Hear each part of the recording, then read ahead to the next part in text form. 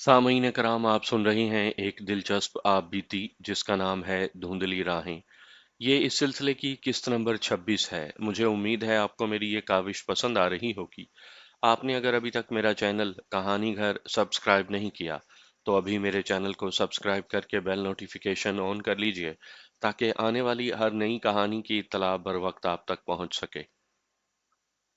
नवाब का महल और उसके इर्द गिर्द मुलाजमों के क्वार्टर और मकान एक अलग थलग कॉलोनी थी।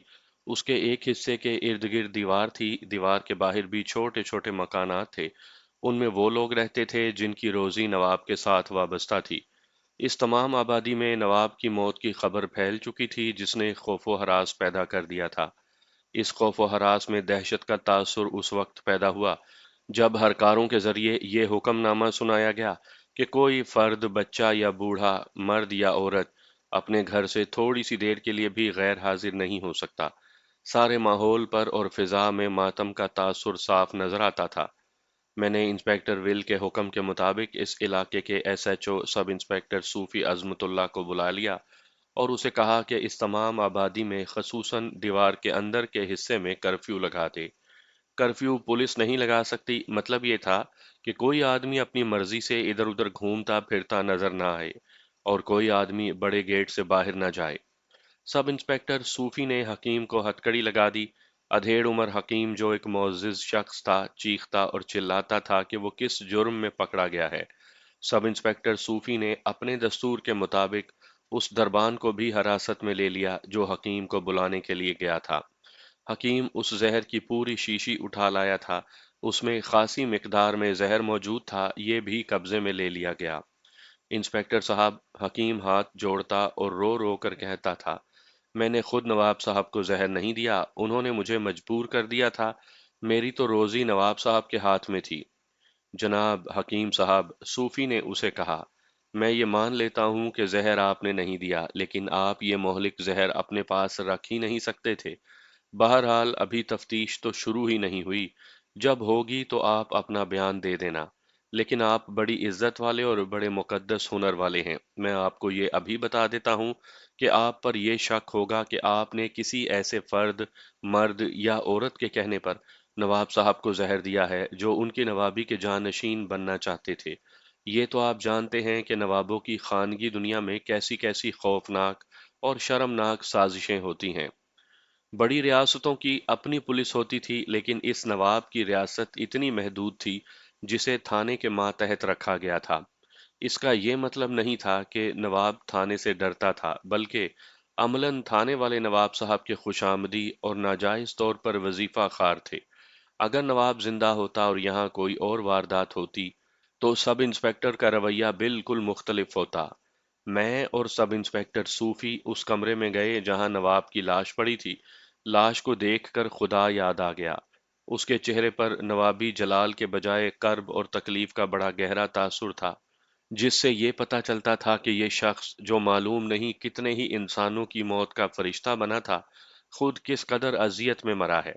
उसका एक हाथ अपनी शेरग पर रखा हुआ था।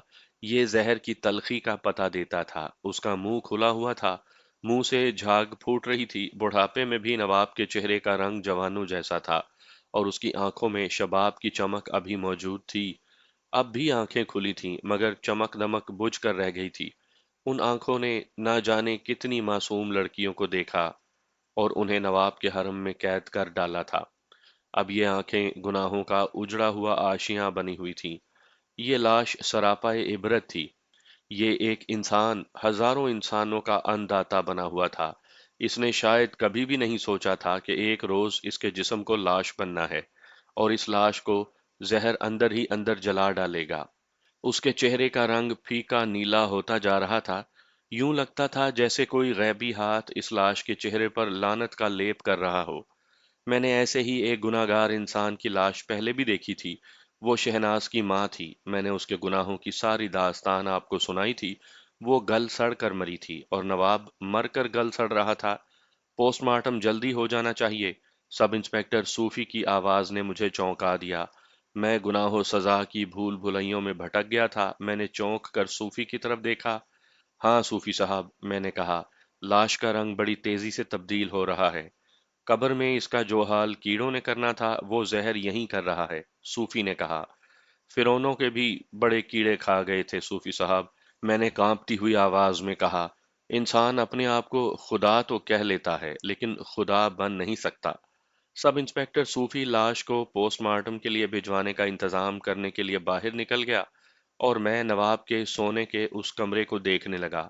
کمرے میں کچھ دیر پہلے ہندوستان کے بہترین عطر کی خوشبو تھی، مگر اب زہر سے خراب ہوتی ہوئی لاش کی بدبو عطر کی خوشبو کو نگلتی جا رہی تھی۔ گناہوں کا تعفن پھیل رہا تھا۔ کمرہ اتنا حسین کہ ساری عمر اس میں گزارنے کو جی چاہتا تھا۔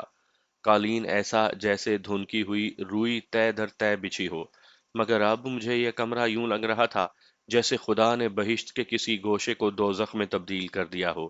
لاش کو پوسٹ مارٹم کے لیے کم و بیش 40 میل دور جانا تھا۔ انسپکٹر ول اور دیگر افسروں کے آنے میں ابھی بہت وقت تھا۔ میں نواب کے کمرے سے نکل جانا چاہتا تھا لیکن منہ پھیرنے کے باوجود میری اپنی ہی ذات کی کوئی طاقت میرا منہ نواب کی لاش کی طرف پھیر دیتی تھی۔ میں نواب کے پلنگ کو دیکھنے لگا۔ میرے تصور میں گناہ کی راتیں آ گئیں جو نواب نے اس پلنگ پر گزاری تھی۔ میں نے اپنے کندھے پر کسی کا ہاتھ محسوس کیا، گھوم کر دیکھا، پیچھے شہناز کھڑی تھی۔ تم اپنے کمرے میں رہو، میں نے اسے کہا۔ تمہیں دیکھنے آئی ہوں، اس نے کہا۔ اکیلے ڈر آتا ہے۔ اسے دیکھو، میں نے لاش کی طرف اشارہ کر کے کہا۔ تمہارا ڈر دور ہو جائے گا۔ اس سے ڈرتی تھی نا، اب خدا سے ڈرو۔ اپنی ماں کو مرتے دیکھا تھا نا، اسے بھی دیکھ لو۔ نہیں، شہناز نے ڈری ہوئی سی آواز میں کہا۔ نہیں سکندر، میں اس کمرے میں نہیں ٹھہر سکتی، تم بھی میرے ساتھ آ جاؤ۔ کچھ دنوں کے لیے مجھے بھول جاؤ شہناز، میں نے کہا۔ میں جانتا ہوں کہ تم میں جرأت موجود ہے، ہمت سے کام لو۔ میں نے اسے کمرے سے نکال دیا لیکن میں نے خود بھی محسوس کیا کہ میں اس کمرے میں زیادہ دیر نہیں ٹھہر سکوں گا۔ میں بھی وہاں سے نکل آیا۔ دل پر ایسا بوجھ تھا کہ میں اس محل سے ہی بھاگ جانا چاہتا تھا، لیکن نوکری کی زنجیروں سے ایسا جکڑا ہوا تھا کہ اپنی مرضی سے کچھ بھی نہیں کر سکتا تھا۔ نواب کی لاش کو اس طرح ریلوے اسٹیشن پر پہنچایا گیا کہ اسے اسٹریچر پر ڈالا گیا جو نواب کے دوائی خانے سے ہی مل گیا تھا۔ اسٹریچر نواب کی دو گھوڑوں والی بگی کے آمنے سامنے سیٹوں پر رکھا گیا۔ ایک ہیڈ کانسٹیبل اور ایک کانسٹیبل نواب کے دو ملازموں کو ساتھ لے کر بگی میں بیٹھے اور بگی روانہ ہو گئی۔ یہ بگی جدھر سے گزرا کرتی تھی ادھر لوگ راستے میں رک کر ماتھے پر ہاتھ رکھتے اور جھک جاتے تھے۔ مجھے بتایا گیا تھا کہ نواب جب اس بگی پر اپنی محدود سی ریاست میں سے گزرتا تھا تو بعض لوگ اس کے راستے میں دوزانو بیٹھ جاتے اور اتنا جھک جاتے تھے جیسے سجدہ ریز ہو گئے ہوں۔ اس روز جب بگی جا رہی تھی تو لوگ ایڑیاں اٹھا اٹھا کر نواب کی لاش کو دیکھنے کی کوشش کرتے تھے۔ میں خود بگی کو جاتے دیکھتا رہا۔ ایک خیال میرے ذہن میں آیا کہ انسان کو انسان کا غلام بنائے رکھنے کی یہ داستان ختم نہیں ہوگی۔ پہلے بھی دو نوابوں کی لاشیں یہاں سے نکلی ہیں۔ اب جس کمرے سے یہ ایک اور لاش نکلی ہے، وہاں ایک اور نواب انسانوں کے خون پسینے اور عصمت و آبرو پر عیش و عشرت کرنے کے لیے آ جائے گا۔ کچھ کہانیاں ایسی ہوتی ہیں جن کے کردار مر جاتے ہیں، کہانیاں ختم نہیں ہوتی۔ وہ جو کہتے ہیں کہ ایک دفعہ کا ذکر ہے، وہ دراصل ہزاروں دفعہ کا ذکر ہوتا ہے۔ سننے والے بدلتے رہتے ہیں اور سنانے والے بھی بدلتے رہتے ہیں۔ جب لاش گیٹ سے نکل گئی تو میں شہناز کے کمرے میں گیا اور اسے بتایا کہ اسے ایک بار پھر عدالت میں گواہ کے طور پر پیش ہونا پڑے گا۔ میں نے اسے اچھی طرح ذہن نشین کروا دیا کہ اس نے عدالت میں کیا کہنا ہے۔ اور محتاط رہنا شہناز، میں نے کہا، کہیں حمید اللہ کا ذکر نہ چھیڑ بیٹھنا۔ ہو سکتا ہے عدالت میں تم سے پوچھا جائے کہ حمید اللہ آیا تھا، یا یہ کہ حمید اللہ آیا تھا اور فرار کس طرح ہوا۔ مجھے ایک اور سوال کا جواب بتا دو، شہناز نے پوچھا۔ یہ تو مجھ سے پوچھا جائے گا کہ نواب نے مجھے اس قید خانے میں کیوں ڈالا تھا، تو میں کیا جواب دوں گی؟ جواب یاد کر لو، میں نے کہا۔ تمہارے ساتھ جن دو آدمیوں کو قید میں ڈالا گیا، میں انہیں بھی سمجھا دوں گا۔ تمہارا جواب یہ ہوگا کہ نواب نے تم پر یہ الزام لگایا تھا کہ تم نے حمید اللہ کو پکڑوانے کی کوشش کی تھی۔ ظاہر یہ کرنا ہے کہ حمید اللہ کو نواب نے خود بلایا تھا، اور تم نے مجھے اور انسپکٹر صوفی کو بتا دیا تھا کہ حمید اللہ یہاں ہے، اور تم نے یہ جھوٹ بھی بولنا ہے کہ نواب تمہیں حمید اللہ کے حوالے کرنا چاہتا تھا اور تم نے انکار کر دیا تھا، اور اس نے تمہیں اس کی سزا دی تھی۔ یہ تو تفتیش اور مقدمے کی باتیں تھیں، پہلے تو میں نے بھی نہیں سوچا تھا کہ نواب کی موت خودکشی کے بجائے قتل کی واردات بھی ہو سکتی ہے۔ مہاراجوں اور نوابوں کی دنیا پر اسرار دنیا تھی۔ نواب یا مہاراجے کی خوشنودی حاصل کرنے کے لیے عجیب و غریب چکر چلتے تھے، اور جان نشینی کے لیے تو بڑی ہی خوفناک سازشیں ہوتی تھی۔ پر اسرار طریقے سے قتل کی وارداتیں تو اس دنیا کا معمول تھا۔ میں نے شہناز کی آنکھوں میں آنسو دیکھے، اس کا اتنا حسین چہرہ مرجھا گیا تھا۔ وہ صوفے پر بیٹھی تھی، اس نے سر جھکا کر اپنے دونوں ہاتھوں پر رکھ لیا۔ میں نے اس کی ٹھوڑی کے نیچے ہاتھ رکھ کر اس کا سر اوپر کیا۔ آنسو اس کے گالوں سے بہے جا رہے تھے۔ اس نے آنسوؤں سے بھری ہوئی آنکھوں سے دیکھا۔ میرا انجام کیا ہوگا سکندر؟ اس نے کہا۔ کیا خدا مجھے معاف نہیں کرے گا؟ اپنے دل پر اتنا زیادہ بوجھ نہ ڈالو شہناز، میں نے کہا۔ ہم دنیا کے اس گوشے میں آ گئے ہیں جہاں یہی کچھ ہوتا ہے۔ ایسی جگہوں پر جو بھی آتا ہے وہ سنسنی خیز اور پراسرار کہانیوں کا کردار بن جاتا ہے۔ تم مرد ہو سکندر، اس نے کہا، اور تم پولیس کے افسر بھی ہو۔ اس سے بھی زیادہ برے حالات کا مقابلہ کر سکتے ہو، مصیبتیں جھیل سکتے ہو، تمہارا تو حکم بھی چلتا ہے۔ میں عورت ہوں، میں کیا؟ میں کہتا ہوں اپنے آپ کو پریشان نہ کرو۔ میں نے اس کی بات کاٹی۔ خدا کا شکر ادا کرو کہ میں تمہارے ساتھ ہوں، اور اس سے یہ ظاہر ہوتا ہے کہ خدا نے تمہیں معاف کر دیا ہے۔ خدا ہر بار مجھے تم تک پہنچا دیتا ہے۔ کبھی تمہیں دیکھتی ہوں تو کچھ اور ہی خیال آنے لگتے ہیں، اس نے کہا۔ تم مجھے کم سن لڑکے نظر آنے لگتے ہو، اور میں محسوس کرتی ہوں کہ تمہیں ان مصیبتوں سے بچائے رکھنا میری ذمہ داری ہے۔ میں بےتاب ہونے لگتی ہوں کہ تمہیں اپنے سینے میں چھپا لوں، مگر سکندر، مجھے وہ وقت یاد آ جاتا ہے جب تم کم سن تھے۔ میں نے اس وقت تمہیں اپنے سینے میں چھپا لینے کی نہیں، بلکہ اپنے سینے سے لگا لینے کی سوچی تھی۔ وہ وقت یاد آتا ہے تو کلیجہ منہ کو آتا ہے۔ بھول جاؤ شہناز، میں نے کہا۔ یادوں اور تلخ سوچوں کو اگل دو۔ اپنے ذہن کو اب آنے والے حالات کے لیے تیار کرو۔ ہو سکتا ہے میں تمہارے ساتھ ہی رہوں، اور یہ بھی ہو سکتا ہے کہ تم مجھے 2 4 دن دیکھ ہی نہ سکو۔ دروازے پر دستک ہوئی، میں باہر نکلا۔ تھانے کے ایک کانسٹیبل نے کہا کہ علاقہ ڈی ایس پی آیا ہے اور وہ مجھے بلا رہا ہے۔ میں شہناز کو مزید تسلی دے کر چلا گیا۔ علاقہ ڈی ایس پی بھی انگریز تھا۔ اندر کیا کر رہے تھے؟ اس نے مجھ سے پوچھا۔ میں نے اسے بتایا کہ میں اس عورت کے پاس بیٹھا تھا جو اس کیس میں گواہ ہے اور جسے میں نے نواب کے قید خانے سے نکالا ہے۔ اس کے پاس کر کیا رہے تھے؟ اس نے بڑے روب سے پوچھا۔ صاحب بہادر، میں نے جواب دیا، یہ عورت بہت ڈری ہوئی ہے، میں اسے تسلی دے رہا تھا اور اسے گواہی دینے کے لیے تیار کر رہا تھا۔ کسی عورت کے پاس مت بیٹھو، اس نے حکم کے لہجے میں کہا۔ یہ تمہارا کام نہیں، چلو میرے ساتھ۔ ڈی ایس پی مجھے اور سب انسپکٹر صوفی کو ساتھ لے کر اس کمرے میں گیا جہاں شہناز بیٹھی تھی۔ انگریز افسر کو دیکھ کر وہ اٹھ کھڑی ہوئی۔ میں اس وقت شہناز کو نہیں، ڈی ایس پی کو دیکھ رہا تھا۔ میں نے ڈی ایس پی کے چہرے پر ایسی تبدیلی دیکھی جیسے وہ شہناز کو دیکھ کر چونک پڑا ہو۔ اس نے میری طرف دیکھا، میں سمجھ گیا کہ وہ کیا سوچ رہا ہے۔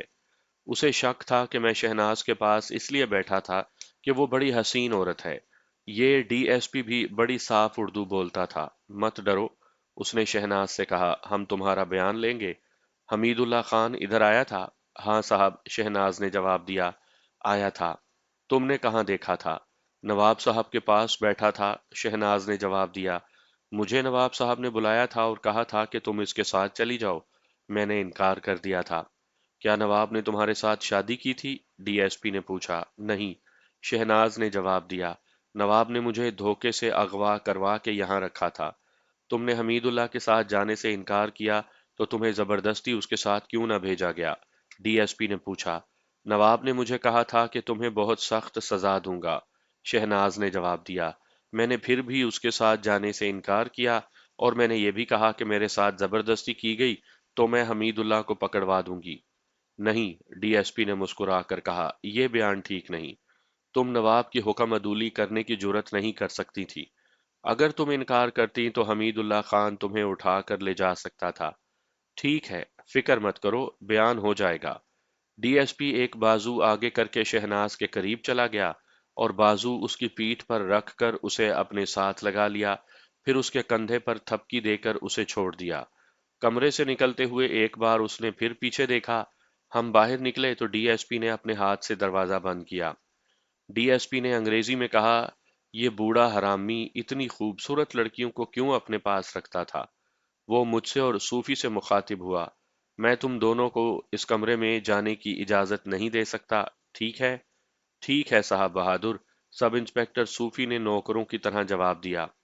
کیوں صاحب بہادر؟ میں نے پوچھا۔ اس کی خوبصورتی خطرناک ہے، اس نے کہا، اور تم لوگ اس کے دھوکے میں آ سکتے ہو۔ ولایت میں اتنی خوبصورت عورت کم ہی دیکھنے میں آتی ہے، اور تم، اس نے خاص طور پر مجھے کہا، اس عورت سے زیادہ خطرناک ہو۔ میں کوئی عورت تمہارے حوالے کر کے تم پر اعتبار نہیں کر سکتا۔ مجھے یوں محسوس ہوا جیسے میرے جسم کے اندر آگ لگ گئی ہو۔ میں نے اپنے چہرے پر اور آنکھوں میں بھی تپش محسوس کی۔ یہ غصہ تھا، لیکن جس پر غصہ آیا تھا وہ انگریز تھا، اور وہ ڈی ایس پی بھی تھا۔ یہ ایک غلام کا غصہ تھا جو آقا پر آیا تھا۔ ایسا غصہ باہر نہیں آیا کرتا۔ ٹھیک ہے صاحب بہادر، میں نے اپنے آپ پر جبر کرتے ہوئے کہا۔ یہ صاحب بہادر معلوم نہیں مجھے کیوں گھور گھور کر دیکھ رہا تھا۔ میں اسے اچھا لگ رہا تھا یا وہ مجھے مشتبہ سمجھ رہا تھا؟ میں نے یہ تو کئی بار محسوس کیا تھا کہ ہم لوگ انگریزوں کے غلام ہیں، لیکن پہلی بار مجھ میں یہ احساس بیدار ہوا کہ غلامی کتنی بڑی لعنت ہے۔ مجھے خواجہ صاحب کے الفاظ یاد آنے لگے۔ انہوں نے ایک بار مجھے بتایا تھا کہ ہندوستان میں مسلمان کیا تھے اور کیا بنا دیے گئے۔ انہوں نے مجھے مسلمانوں کے جہاد آزادی کی تاریخ بھی سنائی تھی۔ خواجہ صاحب کی یہ باتیں سن کر میں نے اپنے آپ کو بھی پہچان لیا تھا۔ انہوں نے مجھے میری شناخت بتا دی تھی۔ آپ پوچھیں گے کہ میں اتنا ہی غیور تھا تو میں نے انگریزوں کی نوکری چھوڑ کیوں نہ دی؟ میں اس سوال کا جواب ابھی نہیں دوں گا۔ آپ نہیں سمجھ سکیں گے۔ اس سوال کا جواب اس وقت کے لوگ دے سکتے ہیں۔ اس ڈی ایس پی نے نواب کا کمرہ دیکھا، یہ پوچھنے سے پہلے کہ نواب کی لاش کہاں پڑی تھی اور لاش کس پوزیشن میں پڑی تھی، یا وہ اس واردات کے متعلق کچھ پوچھتا، اس نے نواب کے کمرے کی چیزیں دیکھنی شروع کر دیں۔ وہاں سجاوٹ کی ایسی ایسی چیزیں رکھی تھی جو میں نے پہلے کبھی نہیں دیکھی تھی۔ ایسے لگتا تھا جیسے ان میں سے بعض چیزیں اس انگریز ڈی ایس پی نے بھی پہلے کبھی نہیں دیکھی تھی۔ نواب کے پلنگ کے قریب تکیے کی طرف ایک تپائی رکھی تھی جس کے پائے اس طرح تھے کہ دو شیر پچھلی ٹانگوں پر بیٹھے ہوئے تھے اور ان کی اگلی ٹانگیں سیدھی تھیں۔ یہ ہاتھی دانت کے بنے ہوئے تھے۔ ان پر 1/4 انچ موٹا شیشہ رکھا تھا۔ اس پر ایک خوشنما سراہی بڑی لمبی گردن والی رکھی تھی، اور شراب پینے والا ایک کپ تھا۔ تپائی پر ایک انگوٹھی پڑی تھی جس میں قیمتی پتھر جڑا ہوا تھا۔ یہ بہت ہی قیمتی ہوگا کیونکہ یہ نواب کی انگوٹھی تھی۔ انگریز صاحب بہادر نے انگوٹھی اٹھا کر اپنی ایک انگلی میں چڑھا کر ہمیں دکھائی۔ اس نے انگریزی میں کسی پتھر کا نام لیا۔ تمہاری زبان میں اسے نیلم کہتے ہیں، اس نے ہمیں بتایا۔ اگر میں ولایت میں اپنا مکان بیچ دوں تو بھی میں یہ پتھر نہیں خرید سکتا۔ یہ شیطان بہت امیر آدمی تھا۔ وہ اچانک آقاؤں کے روب میں آ گیا۔ بڑے باروب لہجے میں اس نے ہم دونوں سے پوچھا، تم دونوں نے یہاں سے کوئی چیز اٹھائی تو نہیں؟ نہیں صاحب بہادر، سب انسپکٹر صوفی نے ایڑیاں بجا کر جواب دیا۔ اور تم؟ اس نے مجھ سے پوچھا۔ صاحب بہادر، میں نے جواب دیا، میں مفرور قیدی حمید اللہ خان کی اطلاع پا کر یہاں آیا تھا۔ نواب نے مجھے منہ مانگی رشوت پیش کی تھی۔ اس نے مجھے کہا تھا کہ میں اس کے حرم میں جا کر کوئی لڑکی پسند کر لوں اور اسے اپنے پاس رکھوں۔ نواب اتنا ڈرا ہوا تھا کہ میں اس سے جو مانگتا وہ دے دیتا، مگر صاحب بہادر میں نے کچھ نہیں لیا۔ کیوں نہیں لیا؟ ڈی ایس پی نے پوچھا۔ میں نہیں مانتا کہ تم نے اس سے کچھ نہیں لیا، اور اگر نہیں لیا تو تم بے وقوف ہو۔ میں لے لیتا تو وہ مجھ سے غلط رپورٹ لکھواتا، میں نے کہا۔ میں اپنی ڈیوٹی میں بے ایمانی کرتا۔ تم انڈین لوگ عقل سے کام نہیں لیتے، ڈی ایس پی نے کہا۔ یہ تمہیں جو کچھ دیتا تھا وہ لے لیتے اور ڈیوٹی میں بے ایمانی بھی نہ کرتے۔ اس شیطان نے یہ شان و شوکت اپنی محنت سے حاصل نہیں کی۔ وہ باتیں کرتا کرتا باہر آ گیا۔ میں دیکھ رہا تھا کہ اس نے نواب کی انگوٹھی اپنی انگلی سے اتاری نہیں تھی۔ انسپیکٹر ول اور میرے ہیڈ کوارٹر کا کوئی انگریز افسر ابھی تک نہیں آیا تھا۔ میں نے سوچا کہ انہیں یہاں آنے کی کوئی جلدی نہیں، یہ ان کا کیس نہیں تھا۔ یہ اس علاقے کے تھانے کا کیس تھا، چونکہ یہ ایک نواب کی موت کا کیس تھا اور اس کا تعلق حمید اللہ خان کے ساتھ بھی تھا۔ اس لیے اسپیشل برانچ کے افسروں کا آنا لازمی تھا۔ رات ہو گئی تھی۔ ڈی ایس پی یہ کہہ کر چلا گیا کہ وہ صبح آئے گا۔ میں نے دیکھا نواب کی انگوٹھی اس کی انگلی میں تھی جو اس کے ساتھ ہی چلی گئی۔ سب انسپکٹر صوفی بھی اس کے ساتھ چلا گیا۔ پولیس کی کچھ نفری ایک ہیڈ کانسٹیبل کے ساتھ میرے پاس رہ گئی۔ میں نے शहनाज के साथ खाना खाया और मैं ख्वाजा साहब के पास चला गया। उन्हें मैंने परेशानी की हालत में देखा। नवाब की मौत ने आपको मगमूम कर दिया है, मैंने कहा। आप सोच रहे होंगे कि आप कहाँ जाएंगे। नहीं बेटा, उन्होंने कहा, जाना कहाँ है, मैं यहीं रहूंगा। परेशान इसलिए हूं कि हमीदुल्लाह खान सजा याफ्ता और मफरूर ना होता तो आज अपने बाप का जानशीन होता। अब उसका छोटा भाई सरकारी तौर पर नवाब बनेगा। ख्वाजा साहब को इससे कोई फर्क नहीं पड़ता था कि नवाब कौन बनेगा। मैंने उन्हें बताया कि इलाका डीएसपी ने मेरे साथ क्या बातें की हैं और मुझे उस पर बहुत गुस्सा है। मैंने उन्हें यह भी बताया कि शहनाज को उसने किस तरह देखा और मुझे क्या कहा था, और उन्हें यह भी बताया कि डीएसपी नवाब की अंगूठी ले गया है। अभी तो ये एक डीएसपी आया है, ख्वाजा साहब ने कहा।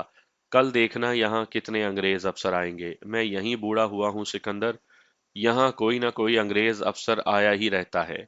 ये यहाँ ऐशो इशरत के लिए आते हैं। अब तो बड़ा अच्छा मौका पैदा हो गया है। डीएसपी ने आज शहनाज को देखा है, कल आएगा तो रात शहनाज के कमरे में गुजारेगा। ऐसा नहीं होना चाहिए ख्वाजा साहब, मैंने कहा। सिकंदर, ख्वाजा साहब ने झुंझुला कर कहा, मैं तुम्हें पहले कह चुका हूं कि उस औरत को जहन और दिल से उतारो। मैं उस कमरे में बैठे बैठे बूढ़ा नहीं हुआ। मैं भी तुम्हारी तरह जवान रह चुका हूं। कहते हैं कि औरत मर्दों को उंगलियों पर नचा देती है, लेकिन मैंने जवानी में बड़ी बड़ी हसीन औरतों को उंगलियों पर नचाया है। मैं मौसीकी में ही नहीं डूबा रहा।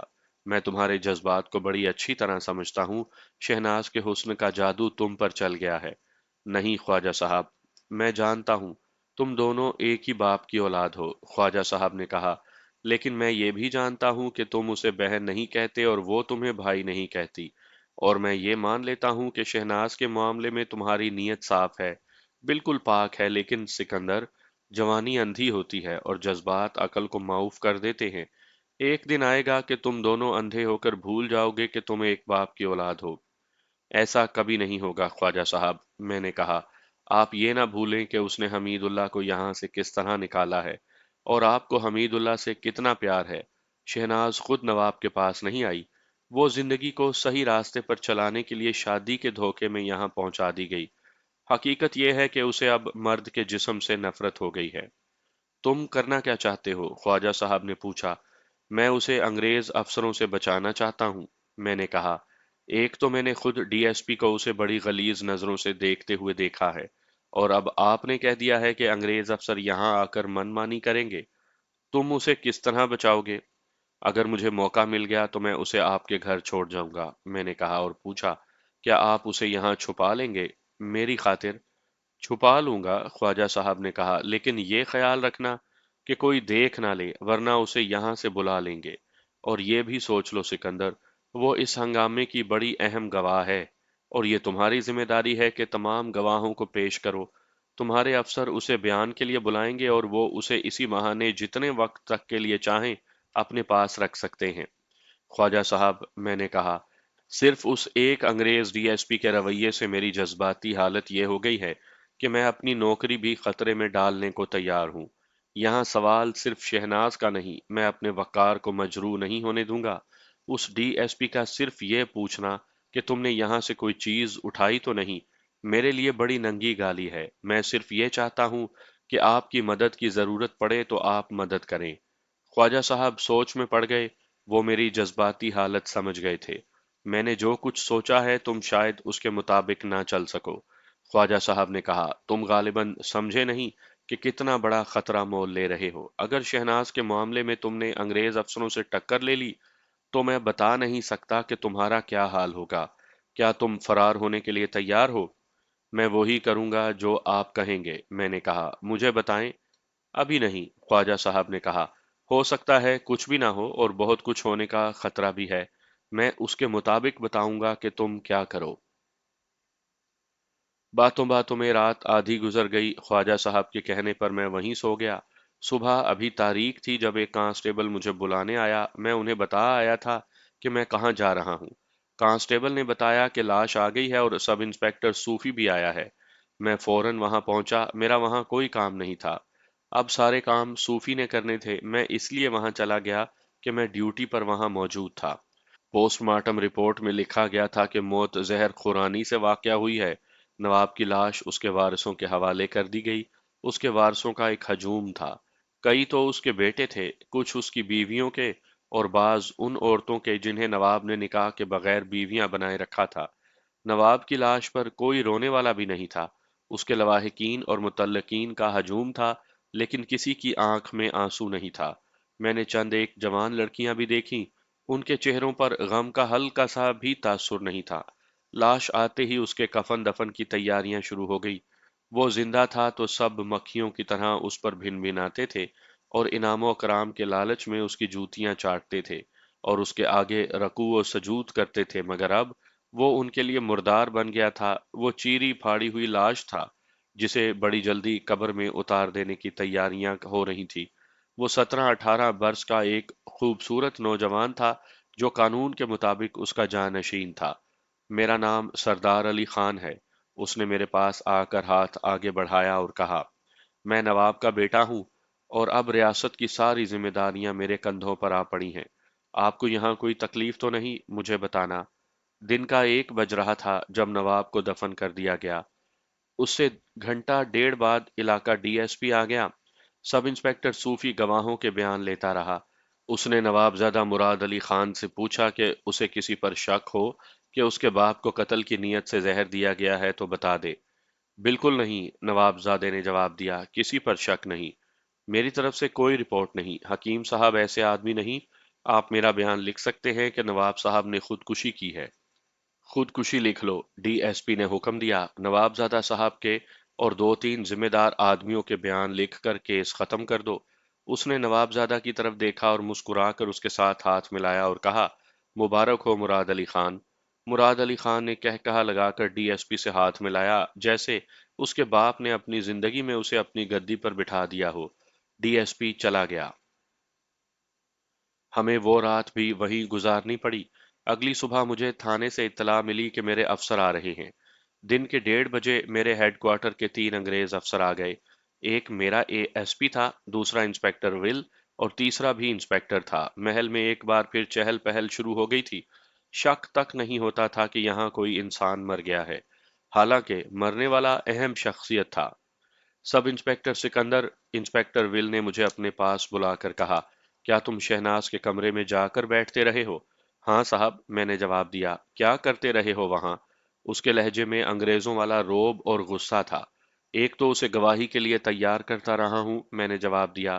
وہ بہت ڈری ہوئی تھی، وہ بڑے خوفناک قید خانے میں رہی ہے۔ میں تم بدماشی کرتے رہے ہو؟ ول نے کہا، شہناز بدماش عورت ہے، میں جانتا ہوں۔ تم دونوں کا آپس میں کیا تعلق ہے؟ تم کہتے ہو کہ اسے دھوکے سے نواب کے پاس لایا گیا ہے، میں کہتا ہوں کہ یہ خود نواب کے پاس آئی تھی۔ صاحب بہادر، میں نے کہا، آپ بھی مجھے حکم دیں میں کیا کروں، اور میں نے کوئی جرم کیا ہے تو اس کی سزا دے۔ اس علاقے کے ڈی ایس پی صاحب نے تمہاری اچھی رپورٹ نہیں دی، ول نے کہا۔ ان کی رپورٹ غلط ہے، میں نے کہا۔ شٹ اپ، ول نے کہا۔ ڈی ایس پی صاحب جھوٹ نہیں بول سکتے۔ اور جھوٹ میں بھی نہیں بول سکتا انسپکٹر صاحب بہادر، میرے لہجے میں جرت اور تلخی تھی۔ ہم تمہیں اسپیشل برانچ سے نکال دیں گے، اس نے کہا، تمہارا دماغ ٹھیک نہیں رہا۔ یہ تھی غلامی۔ ایک ایسے انگریز رپورٹ کو صحیح مان رہا تھا جو مجھے جانتا ہی نہیں تھا۔ علاقہ ڈی ایس پی کو معلوم ہی نہیں تھا کہ میں نے اسپیشل برانچ میں کیسے کیسے کارنامے کر دکھائے ہیں۔ اسے صرف یہ شک ہو گیا تھا کہ میں شہناز کے پاس بری نیت سے جاتا ہوں۔ اسے میرے اور شہناز کے تعلق کا علم ہی نہیں تھا، لیکن ول نے اس کی رپورٹ کو سچ مان لیا اور مجھے ڈانٹنا شروع کر دیا۔ میں خاموش رہا، لیکن میرے سینے میں طوفان اٹھا جسے میں دبانے کی کوشش کرنے لگا۔ مجھے افسوس اس پر ہو رہا تھا کہ انسپکٹر ول کے ساتھ میری اور سلطان احمد کی دوستانہ بے تکلفی پیدا ہو گئی تھی۔ اس ڈی ایس پی نے وہ ختم کروا دی تھی۔ پھر مجھے اس پر افسوس آیا کہ میں نے سروس کے ابتدا میں ہی، جب میں ابھی نا تجربہ کار تھا، پختہ کار افسروں سے بڑھ کر کام کیے تھے۔ دہشت گرد گروہ توڑے تھے، اپنی جان کو خطرے میں ڈالا تھا، مگر ول نے میری اس کارکردگی پر بھی پانی پھیر دیا۔ مجھے ایسے محسوس ہونے لگا جیسے کوئی حادثہ ہونے والا ہو۔ میں غصے پر قابو پا لیا کرتا تھا۔ میں نے اپنے آپ کو غصے سے کبھی جلایا نہیں تھا، لیکن یہ غصہ کچھ اور ہی طرح کا تھا۔ میں کڑھا نہیں، دانت نہ پیسے، اور میں پریشان بھی نہ ہوا۔ لیکن میں کچھ اس طرح محسوس کرنے لگا جیسے غصہ کوئی ایسی صورت اختیار کر رہا ہے جسے میں ابھی سمجھ نہیں سکتا۔ اس سے تقریباً 2 گھنٹے بعد کا واقعہ ہے، میں نے خواجہ صاحب کو دیکھا۔ وہ محل کے ایک ملازم کے ساتھ تیز تیز چلتے آ رہے تھے۔ وہ اس طرف چلے گئے جہاں کسی کمرے میں انگریز افسر بیٹھے تھے۔ کچھ دیر کے بعد خواجہ صاحب واپس آئے۔ میں ایک طرف اوٹ میں ہو گیا تاکہ خواجہ صاحب کے ساتھ باتیں کرتے کوئی افسر نہ دیکھ لے۔ خواجہ صاحب ادھر ہی آ گئے۔ میرے افسروں نے بلایا تھا خواجہ صاحب؟ میں نے پوچھا۔ ہاں، خواجہ صاحب نے آہ بھر کر کہا۔ صاحب بہادر رات کو لڑکوں کا ناچ دیکھنا چاہتے ہیں، مجھے انتظام کرنے کا حکم ملا ہے۔ کیا کہہ رہے ہیں آپ خواجہ صاحب؟ میں نے حیران ہو کر پوچھا۔ ابھی تو وہ بوڑھا پوری طرح قبر میں بھی نہیں اترا۔ یہاں تو لاشوں پر بھی ناچ ہوا کرتا ہے سکندر بیٹا، خواجہ صاحب نے کہا۔ 15-16 برس گزرے، نواب نے اپنی ایک بیگم کو زہر دلوایا تھا۔ ادھر ایک کمرے میں بیگم کو دھوکے میں زہر دے دیا گیا تھا۔ وہ مر رہی تھی اور نواب صاحب باہر باغ میں 2 انگریز افسروں کے اعزاز میں جشن منا رہے تھے۔ ناچ گانا ہو رہا تھا۔ دونوں انگریز افسر شراب میں بدمست نواب کے حرم کی ایک لڑکی کو اپنے ساتھ بٹھائے ہوئے بےہودہ حرکتیں کر رہے تھے۔ دوسرے دن بیگم کو خاموشی سے دفن کر دیا گیا۔ آج رات کا جشن تو مجھے بڑا ہی عجیب لگتا ہے، میں نے کہا۔ میرا ذہن تسلیم نہیں کر رہا۔ یہ مراد علی خان کا جشن ہوگا، خواجہ صاحب نے کہا۔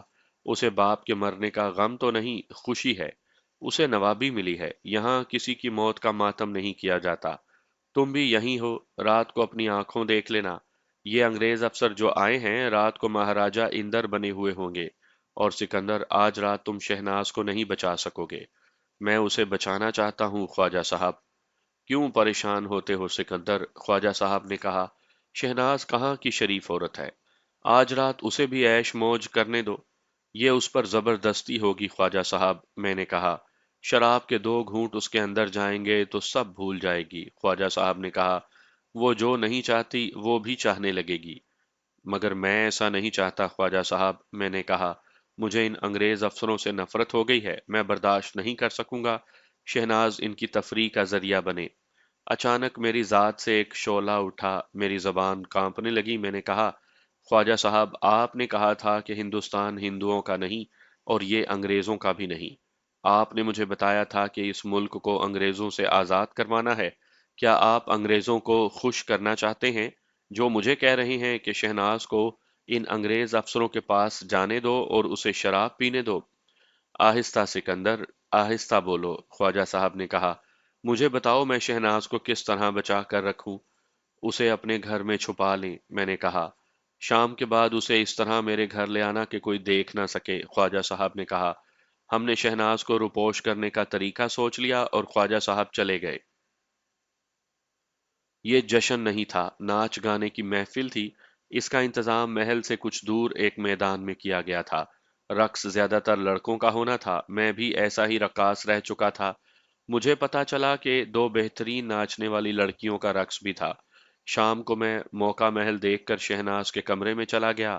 وہ پہلے کی طرح پریشان تھی، اس کے پلنگ پر ریشمی ساڑی پڑی تھی۔ سنا ہے آج رات نوابزادہ باپ کی موت کا جشن منا رہا ہے، میں نے کہا۔ تھوڑی دیر ہوئی نوابزادہ آیا تھا، شہناز نے کہا۔ اس نے مجھے یوں اپنے بازوؤں میں لے لیا جیسے میں اس کے انتظار میں بے چین بیٹھی تھی۔ کہنے لگا کہ تم میری ہو۔ آج ایک انگریز صاحب نے تمہاری فرمائش کی ہے، کہتا تھا کہ یہ تو اس محل کا ہیرا ہے۔ مجھے بتاؤ سکندر میں کیا کروں؟ وہ تو کہہ گیا ہے کہ میں شام کا کھانا انگریز افسروں کے ساتھ کھاؤں گی۔ اس نے بتایا ہے کہ 4-5 اور لڑکیاں بھی ہوں گی۔ خادمہ یہ ساڑی رکھ گئی ہے۔ خواجہ صاحب کا گھر جانتی ہو کہاں ہے؟ نہیں، شہناز نے جواب دیا۔ یہ جانتی ہوں کس طرف ہے۔ اندھیرا ہو جانے دو، میں نے کہا۔ اوپر کمبل یا کھیس لے لینا، میں تم سے دور آگے آگے جاؤں گا، تم میرے پیچھے آ جانا۔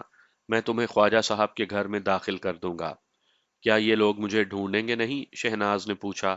میں نے ابھی اور کچھ نہیں سوچا، میں نے کہا۔ ایک گھوڑے کا انتظام ہے۔ خواجہ صاحب نے حمید اللہ خان کے دوست آفتاب کو پیغام بھیج دیا ہوگا۔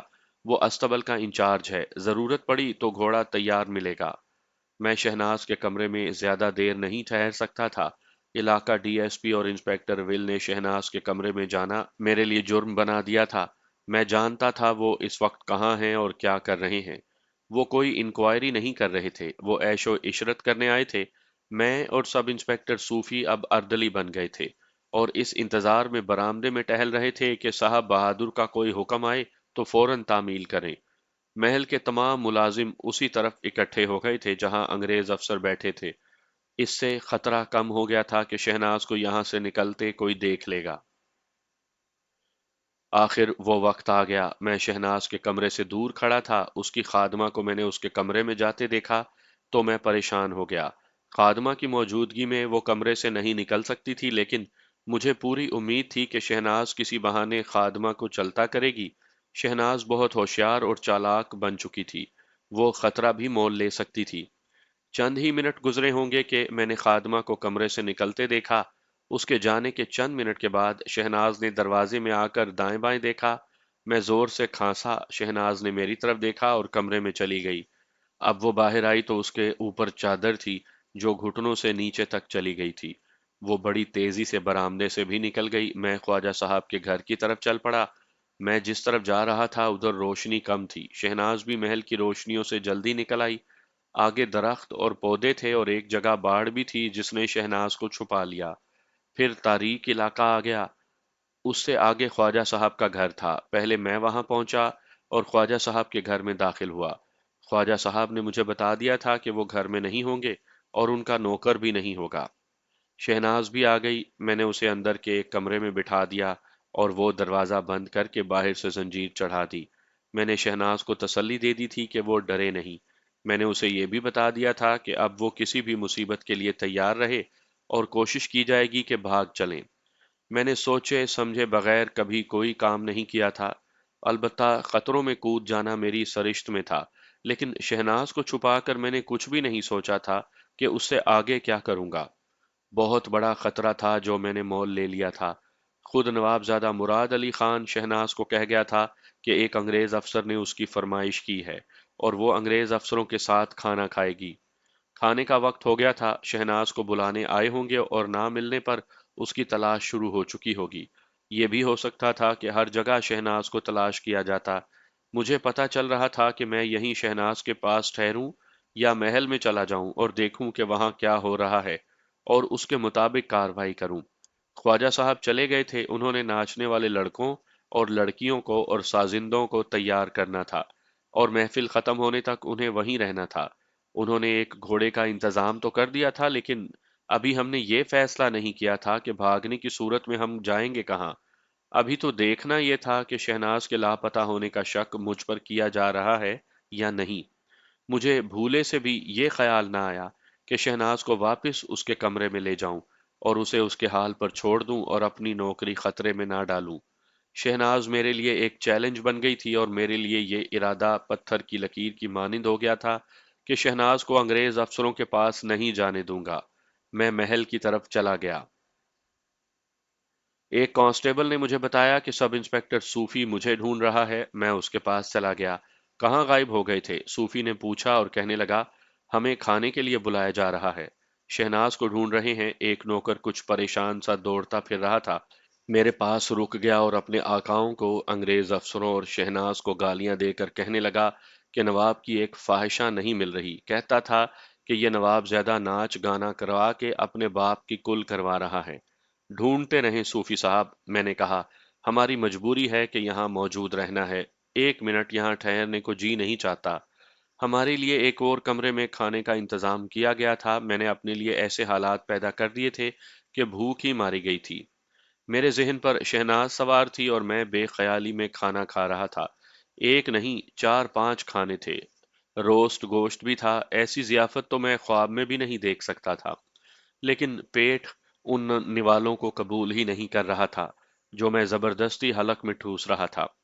میں کھانا کھا ہی رہا تھا کہ ہمارے ہیڈ کوارٹر کے ایس پی کا اردلی جو اس کے ساتھ آیا تھا میرے پاس آیا اور میرے کان میں کہا کہ انسپیکٹر ول مجھے بلا رہا ہے۔ میں کھانا چھوڑ کر چلا گیا۔ وہ محل کے دوسرے حصے میں ایک برآمدے میں کھڑا تھا، اس کے ساتھ علاقہ ڈی ایس پی تھا۔ شہناز کہاں ہے؟ ول نے مجھ سے پوچھا۔ شہناز؟ میں نے حیران ہو کر کہا، وہ میرے پاس تو نہیں تھی، میں تو اس کے کمرے میں بھی نہیں گیا صاحب۔ شہناز کہاں ہے؟ اس نے چھڑی کا سرا میرے کندھے پر رکھ کر روب سے پوچھا۔ تم جانتے ہو وہ کدھر چلی گئی ہے؟ میں کیسے جان سکتا ہوں صاحب بہادر، میں نے تحمل سے کہا۔ आज दोपहर के बाद से अब तक मैंने उसकी शक्ल भी नहीं देखी। तुम शाम को उसके कमरे में गए थे। विल ने अपनी 2 फुट लंबी छड़ी आहिस्ता आहिस्ता मेरे कंधे पर मारते हुए कहा, तुम झूठ बोलते हो। मैंने अपने कंधे की तरफ देखा जिस पर वो आहिस्ता आहिस्ता छड़ी मार रहा था। इंस्पेक्टर विल साहब, मैंने उसकी आंखों में आंखें डालकर कहा, मेरे साथ जबान से बात करें, छड़ी के साथ नहीं। मैं सुन सकता हूँ, समझ भी सकता हूँ। इसे लाइन हाजिर कर दो, इलाका डीएसपी ने अंग्रेजी में विल से कहा। वो मुझे यूं घूर रहा था जैसे मुझे खा जाएगा। मैं इसका इधर ही बंदोबस्त कर दूंगा, इंस्पेक्टर विल ने तंजिया कहा और मुझसे कहने लगा, सुनो सिकंदर, हम तुम्हें 1 घंटा वक्त देते हैं। शहनाज को हमारे पास ले आओ। अगर 1 घंटे तक वो ना आई तो तुम एक संगीन जुर्म के मुल्जिम होगे। मुझे जो गुस्सा आया वो मैं बयान नहीं कर सकता। मैं उन दोनों अंग्रेजों को वहीं खरी खरी सुना सकता था, लेकिन शहनाज का ख्याल आ गया। अपने खिलाफ कार्रवाई होने से पहले शहनाज को इधर उधर करना जरूरी था। दोनों अफसर मुझे अल्टीमेटम देकर चले गए। मुझे ख्याल आया कि विल जिस वसूख से मुझे कह रहा था कि शहनाज को ले आओ, इससे ये जाहिर होता था कि उसे शहादत मिल गई थी कि मैं शाम को शहनाज के कमरे में गया था और उसे मैंने ही गायब किया है। ख्वाजा साहब से मिलना जरूरी हो गया था। मेरे सामने एक रास्ता खुला था। घोड़ा तैयार था। मैं शहनाज को उस पर बिठाकर भाग सकता था, लेकिन उस रास्ते की मंजिल कोई नहीं थी। मेरे पास 60 मिनट थे। इस कलील वक्त में मुझे फैसला और इस पर अमल करना था कि मैं शहनाज को उसके हाल पर छोड़ दूं या उसे साथ लेकर बेमंजिल रास्ते पर रवाना हो जाऊं। लेकिन फैसले से पहले ख्वाजा साहब से मशवरा लेना जरूरी था।